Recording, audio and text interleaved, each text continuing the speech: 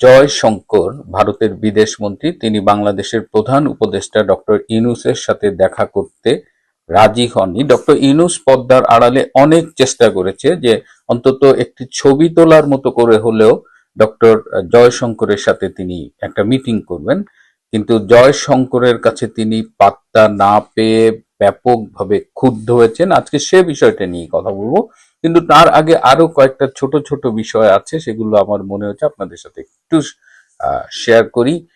তার মধ্যে একটা হলো এই যে এই জানা যায় আমাদের বাংলাদেশের সংবিধানের প্রণেতা বলা হয় তাকে, এবং প্রবীণ রাজনীতিবিদ ডক্টর কামাল হোসেন, তিনি এখানে এসেছিলেন। কিন্তু ডক্টর কামাল হোসেনের নাম এই জানাজায় যারা যোগ দেবেন তাদের একটা ভিআইপি তালিকা ছিল, সেখানে ছিলেন না। তো ভিআইপি তালিকায় না থাকার কারণে তিনি গাড়িতে জানাজার খুব কাছে আসতে পারেনি, এসএসএফ তাকে অনুমতি দেয়নি। সুতরাং তিনি মূল জানাজা স্থল থেকে অনেক দূরে গাড়িতে নেমে গিয়েছিলেন এবং সেখান থেকে তাকে ঠেলে নিয়ে আসা হয়েছে হুইল চেয়ারে করে। সো এত দীর্ঘ পথ এই বয়সে হুইল চেয়ারে পাড়ি দিতে গিয়ে তিনি নাকি বর্তমানে বেশ অসুস্থ হয়ে পড়েছেন।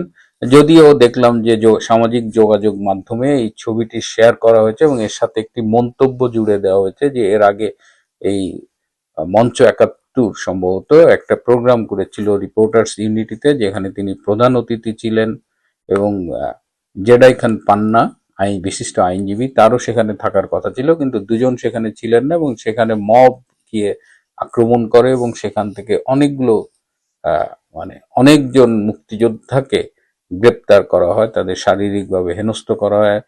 সাংবাদিক মঞ্জুরুল আলম পান্নাকেও সেখান থেকে গ্রেপ্তার করা হয়েছিল। তো ডক্টর কামালের আজকের এই ছবিটা দেখে একটা মিশ্র প্রতিক্রিয়া লক্ষ্য করা গেছে, কিন্তু আমরা মনে করি যে বিষয়টা খুবই দৃষ্টিকটু হয়েছে। কিন্তু বুঝলাম না ডক্টর ইউনূস প্রশাসন কেন হঠাৎ করে ডক্টর কামাল হোসেনের সাথে এরকম একটা শত্রুসুলভ আচরণ করলো।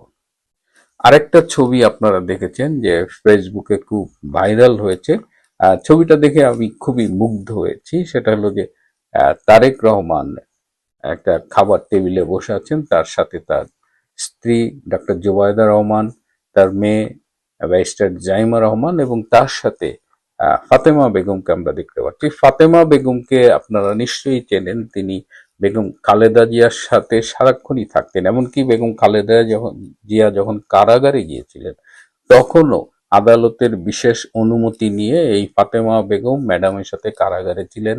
ম্যাডাম যখন বঙ্গবন্ধু মেডিকেল ইউনিভার্সিটিতে কেবিনে ছিলেন তখনও ছিলেন, মানে সার্বক্ষণিক ম্যাডামের সঙ্গী ছিলেন। এবং আমি ব্যক্তিগতভাবে মনে হচ্ছে ম্যাডামের মৃত্যুর পরে আমার মনে হচ্ছে যে ফাতেমা বেগম খুব একা হয়ে গেল, কেন এখন মানে সারাক্ষণই ম্যাডামের সাথে থাকতেন।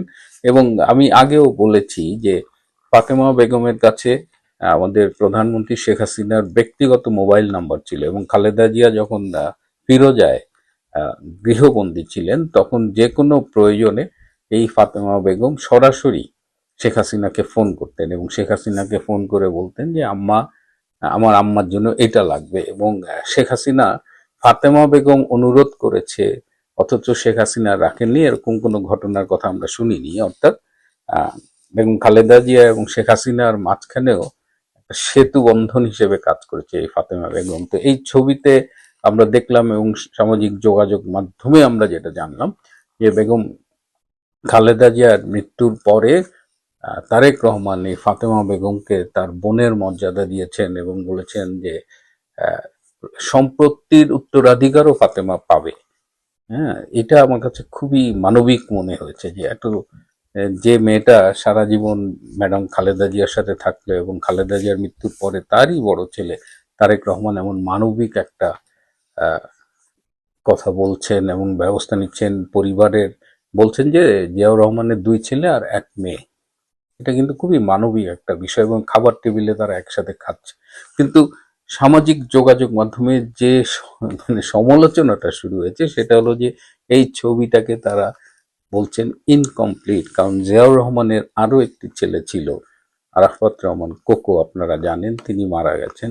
তো কোকোর স্ত্রী শর্মিলা রহমান, যিনি যখন তারেক রহমান কিংবা জুবাইদা বাংলাদেশ আসতে পারতেন না, বেগম খালেদা জিয়া যখন অসুস্থ হতেন বা বাংলাদেশের প্রায় সার্বক্ষণিকভাবেই শর্মিলা বেগম খালেদা জিয়ার সাথে থাকতেন, যখনই বাংলাদেশে থাকতেন, এবং বিশেষ করে অসুস্থতার সময়গুলোতে শর্মিলা ছিলেন। কিন্তু এই ছবিতে শর্মিলা কিংবা কোকোর আরো দুটো মেয়ে আছে, তাদের কিন্তু আমরা কোথাও নাম টাম দেখি না। তো স্বভাবতই প্রশ্ন উঠেছে, যেমন বেগম খালেদা জিয়া যখন রাজনীতি করতেন, প্রধানমন্ত্রী ছিলেন, কিন্তু তিনি তার বোন, ভাই, ভাগ্নে সবাইকে ক্ষমতার আশেপাশে নিয়ে এসেছিলেন, কিন্তু জিয়াউর রহমানের ভাই বোনদের আমরা কিন্তু তেমন দেখিনি। তো এখন আরাফাত রহমান কোকোর যে উত্তরাধিকার, তার স্ত্রী শর্মিলা রহমান এবং তাদের মেয়ে, হঠাৎ করে তাদের আমরা কিন্তু দেখতে পাচ্ছি না। এটা কি পারিবারিক রাজনীতির কোনো অংশ কিনা, এটা নিয়ে একটা কথা হচ্ছে। তো একদিকে আমরা যখন মানবিকতার প্রশংসা করছি, তখন কিছু কিছু নেটিজেন এই বিষয়টি তুলে তারা প্রশ্ন করছে। তো আমরা আশা করি এই প্রশ্নগুলোর উত্তর আমরা পাবো। এদিকে এই যে 12ই ফেব্রুয়ারির যে অনিশ্চিত নির্বাচন, সেই নির্বাচনের মনোনয়নপত্র বাছাই শুরু হয়েছে, এবং যারা স্বতন্ত্র নির্বাচনের জন্য মনোনয়নপত্র দাখিল করেছেন, তাদের একটা বড় অংশের মনোনয়ন বাতিল হতে যেতে আমরা দেখছি। তার মধ্যে আলোচিত তাসনিম জারা, যিনি এনসিপির নেত্রী ছিলেন, এবং এনসিপির নেত্রী হিসেবে তিনি ক্রাউড ফান্ডিং করে প্রায় 50 লাখ টাকার কাছাকাছি তুলেছিলেন, এবং তিনি বলেছেন যে এনসিপি থেকে পদত্যাগের পরে যে এই টাকাটা তিনি ফিরিয়ে দিবেন। কিন্তু তিনি যে নির্বাচনী হলফনামা জমা দিয়েছেন, সেখানে বলছেন যে এই ক্রাউড ফান্ডিং এর টাকা দিয়ে তিনি নির্বাচন করবেন। অর্থাৎ একদিকে বলছেন টাকা ফেরত দিবেন, আর একদিকে হলফনামায় বলছেন এই টাকাতেই নির্বাচন করবেন। সো নৈতিকতার দ্বন্দ্বে এটি কিন্তু প্রশ্নবিদ্ধ। যাই হোক, তার দুজন ভোটার, যারা তার ওই আসনের ভোটার না, কিন্তু তারা মনে করেছিলেন ওই আসনের ভোটার, তারা যারাকে সমর্থন দেওয়াতে যে নির্বাচন কমিশনার যে স্যাম্পল বেসিসে ওই সইগুলো ভেরিফাই করে, সেখানে দেখা গেছে যে এই স্বাক্ষর অ্যাটলিস্ট 2 জন কোয়ালিফাই করে না। সেই হিসাবে তারা তাসনিম জারার মনোনয়নপত্র বাতিল করে দিয়েছে। এখন তাসনিম জারা হয়তো অ্যাপিল করবেন আমি জানি না, তবে আমি কয়েকজন স্বতন্ত্র প্রার্থীর কাছ থেকে অভিযোগ পেয়েছি যে পুলিশ সেখানে এই যারা সাইন করেছে সমর্থনে, তাদের কাছে যাচ্ছে, নানা রকমের ভয়ভীতি দেখাচ্ছে, এবং এমন ঘটনা হয়েছে যে প্রার্থীর সমর্থনে সই করেছে এমন ভোটারও পুলিশ দেখে বাড়ির থেকে পালিয়ে গেছে, কিংবা পুলিশের ধমক খেয়ে অস্বীকার করছে। এখানে আমার কাছে যেটা মনে হচ্ছে যে স্বতন্ত্র প্রার্থীদের একদম সুপরিকল্পিতভাবে বাদ দেওয়ার জন্যই এই এই কাজগুলো করা হচ্ছে, এবং পুলিশ এই ভেরিফিকেশনে যে তারা যখন বলছে যে না এই সাইন সত্যি না বা একে পাওয়া যায়নি, তার ভিত্তিতে দেখা যাচ্ছে যে বেশ কিছু স্বতন্ত্র প্রার্থীর মনোনয়ন বাতিল হয়ে যাচ্ছে। তো এই জায়গাগুলো মানে এই নির্বাচনের শুরুতেই, এমনিতে এই নির্বাচন হবে কিনা এটা নিয়ে আমি গতকালও প্রশ্ন তুলেছি, আজও তুলছি, তারপরে আবার এরকম করে স্বতন্ত্র প্রার্থীদের বাদ দিয়ে এই নির্বাচনটিকে আরো বিতর্কিত করা হচ্ছে। যাই হোক, আজকের মূল বিষয়টাতে চলে আসি, যে ডক্টর মোহাম্মদ ইউনূস এই ডক্টর জয়শঙ্কর কর্তৃক প্রত্যাখ্যাত হয়ে এমন ক্ষুব্ধ হয়েছেন যে তিনি ব্যক্তিগত আলোচনায় বলেছেন যে আমি জয়শঙ্করকে দেখে নেব, এবং তিনি এটাও বলেছেন যে এই যে ভারত বা যারাই চেষ্টা করছে ডক্টর ইউনূসকে সরিয়ে একটা নতুন কেয়ারটেকার সরকারের অধীনে নির্বাচন করার, তাদেরও তিনি মানে দেখে নেবেন, এবং বলেছেন যে ডক্টর ইউনূস ক্ষমতা নিয়েছে পদত্যাগ করবার জন্য নয়। তিনি এতটাই আহ, জয়শঙ্করের উপরে ক্ষেপেছে। আরেকটি ব্যাপারে ডক্টর ইউনূস ভীষণ ক্ষুব্ধ হয়েছেন, যে তিনি বলছেন যে ডক্টর জয়শঙ্কর নাকি তারেক রহমানকে 2টো চিঠি হস্তান্তর করেছেন। আমরা সবাই জানি যে একটি চিঠি যেটি মোদিজি পাঠিয়েছেন তারেক রহমানের কাছে তার মায়ের মৃত্যুর জন্য একটি শোক বার্তা, সেই চিঠিটি আমরা সামাজিক যোগাযোগ মাধ্যমেও দেখেছি। কিন্তু ডক্টর ইউনূস বলছেন যে না, ডক্টর জয়শঙ্কর নাকি 2টো চিঠি দিয়েছে। আরেকটি চিঠিতে সেখানে নাকি লেখা আছে, যে কথাগুলো মৌখিকভাবেও তিনি তারেক রহমানকে বলেছেন, যে ভারত সরকার একটি free, fair, inclusive and impartial নির্বাচন চান। এই ইম্পার্শিয়াল শব্দটা কিন্তু নতুন যোগ হয়েছে, অর্থাৎ পক্ষপাত মুক্ত একটি নির্বাচন ভারত সরকার চান, যেটা বাংলাদেশে হোক। তো এটিও ডক্টর ইউনূসকে ভীষণ ক্ষুব্ধ করেছে। কিন্তু সব মিলিয়ে এই যে প্রত্যাখ্যান, ডক্টর জয়শঙ্করের প্রত্যাখ্যান, এটা তিনি মানতে পারছেন। এবং যখন আমরা দেখছি যে ডক্টর ইউনূস প্রত্যাখ্যাত হয়েছেন, তখন আরো একজন বাংলাদেশের গুরুত্বপূর্ণ ব্যক্তি, তিনি চেয়েছিলেন জয়শঙ্করের সাথে দেখা করতে, কিন্তু তিনিও সাক্ষাৎ পাননি, প্রত্যাখ্যাত হয়েছেন। তিনি হলেন আমাদের সেনাপ্রধান জেনারেল ওয়াকার খান। জেনারেল ওয়াকার খানও চেয়েছিলেন জয়শঙ্করের সাথে একবার দেখা করতে, কিন্তু জয়শঙ্কর রাজি হননি। এর মধ্য দিয়েও কিন্তু আরো একটি বার্তা পাওয়া গেছে, কারণ এক সময় দেখা গেছে ভারতীয় সেনাবাহিনী এবং বাংলাদেশ সেনাবাহিনীর মধ্যে একটা পেশাদারিত্বের সম্পর্ক আমরা দেখেছি, এবং দুই দেশের সেনা প্রধান কিন্তু ব্যক্তিগতভাবে যোগাযোগ করতেন, কিন্তু সম্প্রতি গত 2-3 মাস ধরে এই সম্পর্কে ভাটা পড়েছে, এবং তার কারণে ডক্টর জয়শঙ্কর কিন্তু জেনারেল ওয়াকারের সাথেও দেখা করতে রাজি হননি। সুতরাং এমনিতেই ডক্টর ইউনূসকে নিয়ে তার গডফাদাররা, তার রাজনৈতিক অভিভাবকরা যারা তাকে ক্ষমতায় বসিয়েছে, তারা কিন্তু ভীষণ বিব্রত। তারা বারবার বলছে যে এই লোকটা একটা গোয়ার গোবিন্দ, এর গাওড়ামির জন্য অনেক সমস্যা হচ্ছে, সে কারো কথা শুনছে না। তার মধ্যে এই নতুন করে ডক্টর জয়শঙ্করের এই সমীকরণ যোগ হয়েছে। এখন দেখা যাক ডক্টর ইউনূস কত দূর যেতে পারে। স্রোত তো তার অনুকূলে নেই বলেই মনে হচ্ছে। জয়শঙ্কর একটি ফাইনাল মেসেজ দিয়ে গেছে বাংলাদেশকে। সেটা যদি আপনারা দেখেন যে তিনি ভারতে ফিরেই কিন্তু বলেছেন তাদের একটি গণমাধ্যমকে এনআইকে দেওয়া সাক্ষাৎকারে, সেখানে তিনি বলেছেন যে অবশ্যই গুড নেবার এবং ব্যাড নেবার আছে। উনি কিন্তু ব্যাড নেবারকে আমরা হয়তো বুঝেছি যে উনি হয়তো বোঝাতে চেয়েছেন পাকিস্তানকে, কোনো দেশের নাম কিন্তু উল্লেখ করেননি। কিন্তু ব্যাড নেবারের সঙ্গে যেটা বলেছেন সন্ত্রাসবাদ, টেররিজম, সেটাকে লালন বা চর্চা যদি কেউ সংগঠিত হয়ে থাকে তবে সেটি ব্যাড নেবারের আওতায় পড়ে।